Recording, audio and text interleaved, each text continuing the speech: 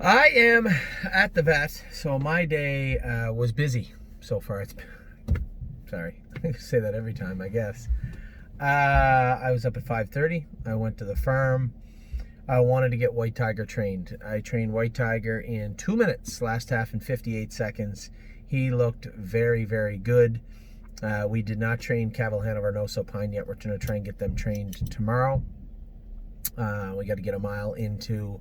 I'm actually toying with the idea of schooling Cavil Hanover and what's that filly's name? The little filly. Anyway, the Payson filly. It's going to Ohio next week. I'm thinking of schooling her at Georgian Downs on Saturday. Now, I didn't realize it until the first time we went down a couple of weeks ago to Georgian Downs at 5 o'clock. They have a qualifier, usually a qualifier or two, and a schooler. So it might work as a very good way to get Cavil Hanover a tiny bit of gate work heading into his racing season. He trained in 58 last week, so he's probably ready to school.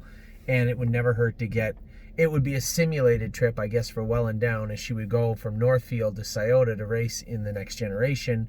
She would also go from the farm to Georgian Downs to a 5/8 mile track. James said she trained good yesterday. I think I'm leaning towards that.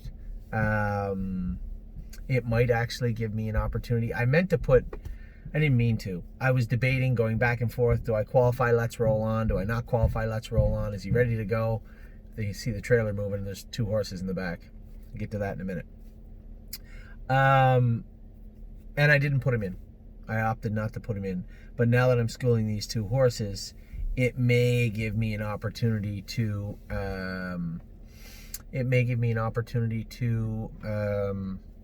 qualify Let's Roll On. Maybe. Still haven't made my mind up on that. I am sitting in the truck. This is the truck, obviously.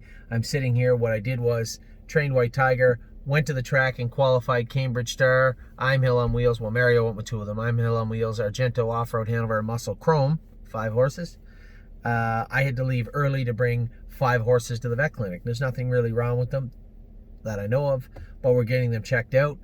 Capistrano, after the way she's been racing and on the right line, had to get her here. She's in the back with me. Who else is here?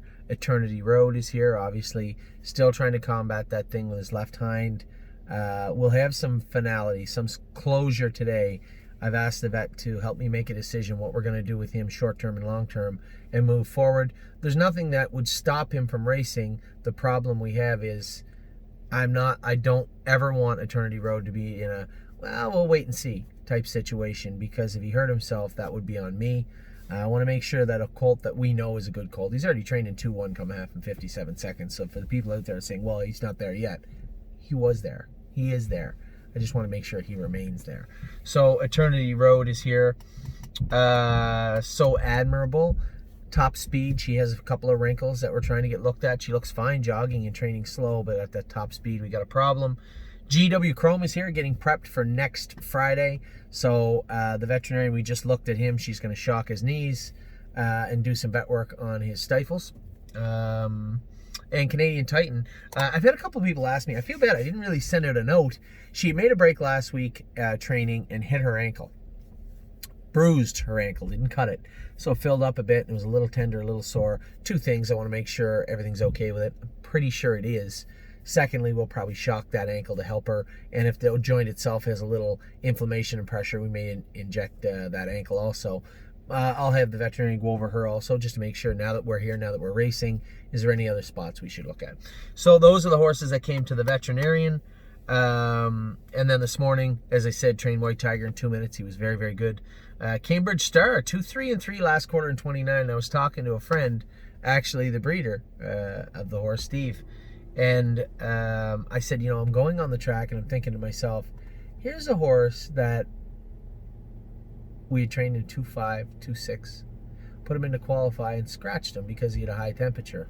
Since that scratching, I did not put him in the race bike since. He's trained a few times in the jog cart, but not in the race bike. I really didn't know what to think. I said 2.6 maybe.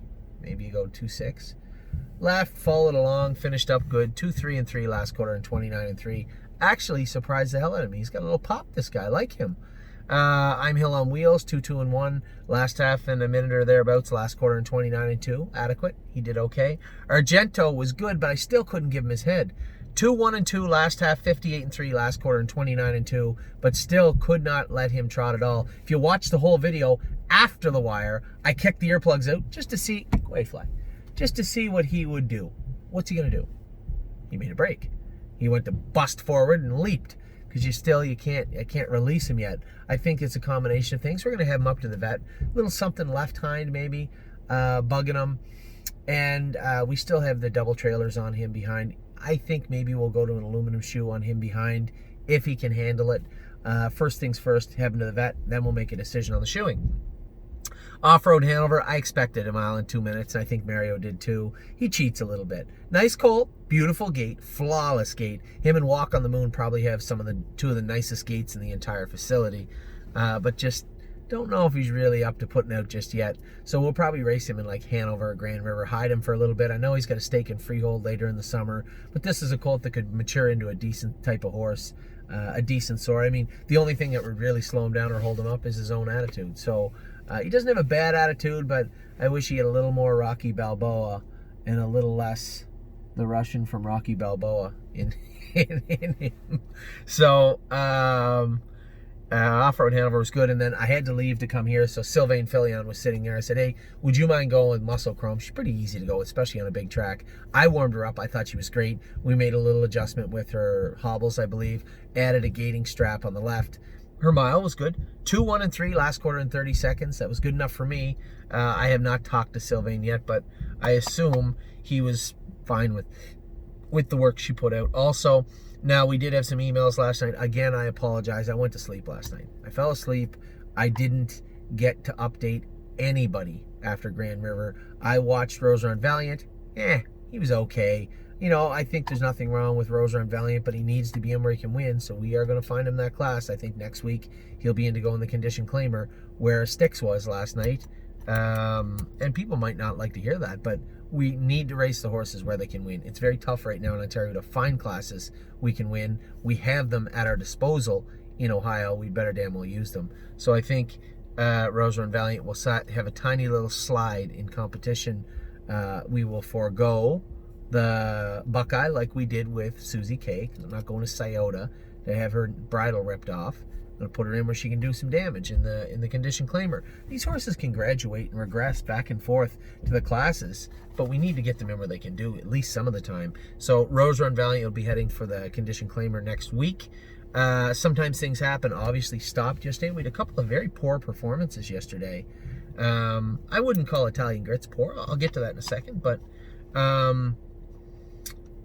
sometimes things happen. Clearly something wrong with him going to the half. It wasn't lameness. You could tell he lost his air. Why? I know everybody, at least all the horsemen out there, had a pretty good idea why, and you're right. He bled. So we're going to put Sometimes Things Happen on Lasix. Allergy season. He's a big growthy colt. It's not shocking that he'd spring a leak a little bit. Probably what happened was Jason had schooled him on Thursday. Because we don't really treat him up that heavy for bleeding, there would be no need to. So he probably schooled him on Thursday and he bled a little bit.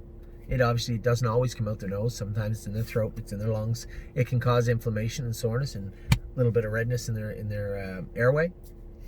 And then come back with a race 5 days, 4 days, 5 days later, and then sprung a considerable leak. So you have to have 11 clean days, so 11 clear days from Lasix entry to racing, obviously to let the horse get over it and enter the program on a clean slate, so to speak. So Sometimes Things Happen. We'll be entering the Lasix program and racing in 11 days. That was him. Valiant, Forged in Fire, a little bit of mucus, but just a piss poor mile. I had said to Tim, you know, both the horses you have out there are probably got to be sold, I guess. And this is terrible. I mean, this is timing. These were horses that we thought would be okay February, March. The night that Forged in Fire won with Travis, he said he'd probably trot 58 at the Meadows right now. Now you're in the heat of the summer. Now you're in allergy season. He missed all the time where we could have done some damage with him. Now he's at the mercy of timing, right? We can't keep him forever. He's in a position now where they trot in 57 in that class. whether the mucus is related to allergies or not, it's going to be difficult for us to hold on to Forge and Fire. So we'll hope for a good race line, and then we'll probably sell him.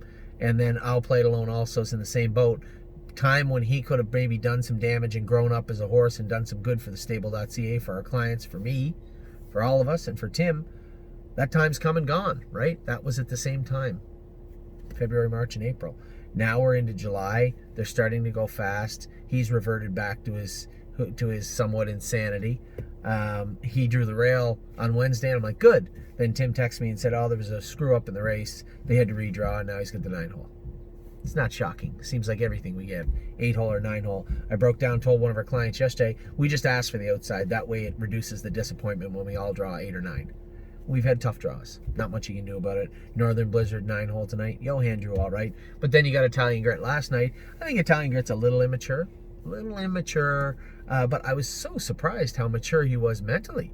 For a horse that, he really picked it up quick. Sure, he only trotted in 2.5 at Grand River, had the outside, and it's not a fast half-mile track, and 2, it's very difficult to do anything from the 8-hole and move him down the backstretch. He did everything he could, just couldn't do enough.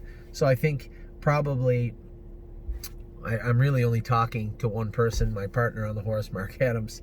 I liked what I saw mentally. Obviously a little disappointed physically, but when you look, you know what, when you race 2-year-olds against 3- and 4-year-olds and you walk them off the track and you look around the horses that you just raced at, and then you look at your horse, he's just physically immature just yet.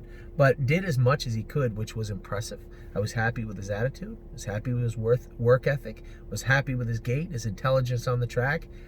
Only one thing was the raw speed, which is kind of important, but you can only do so much, right? You can only do what your body will let you, and I just don't know that he's physically mature yet. So we'll back off with him, train him some more harder miles at the farm, and race him throughout the summer 3 or 4 times, and we'll probably turn him out. I think he'll be a decent 3-year-old for us.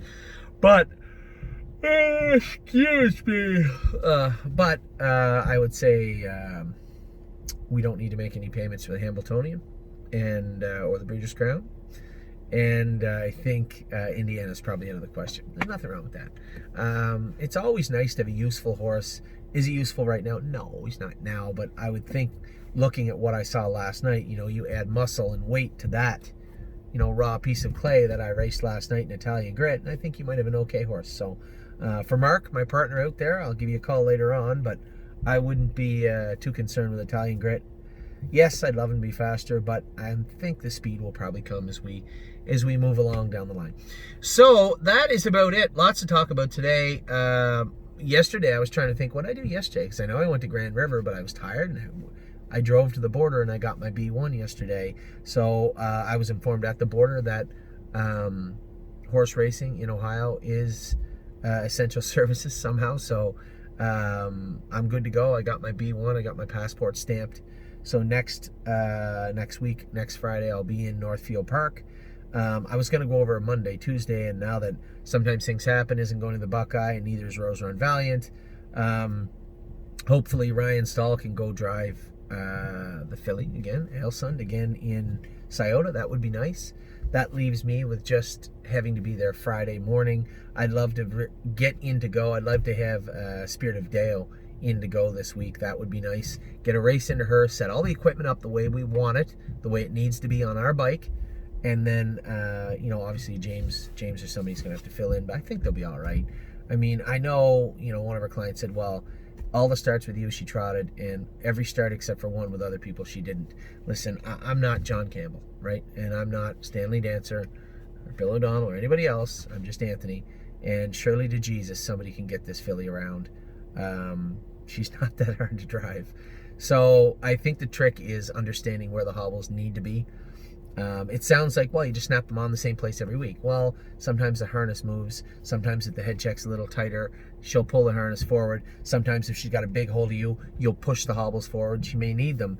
So it's easier said than done, but James understands that, and I think it's a proper choice. James did get her around. The one person that did get her around once before was James. So next week we'll race Spirit of Deo, and then I'll be off to Ohio for as long as Justin Trudeau tells me I have to be. As long as they leave the border closed, I'll be in Ohio. So I think we have everything kind of set up now. We know where our horses are going. We know where Ontario breds are going. For those of you out there that don't know, Beef and Cheddar, Blue Monk.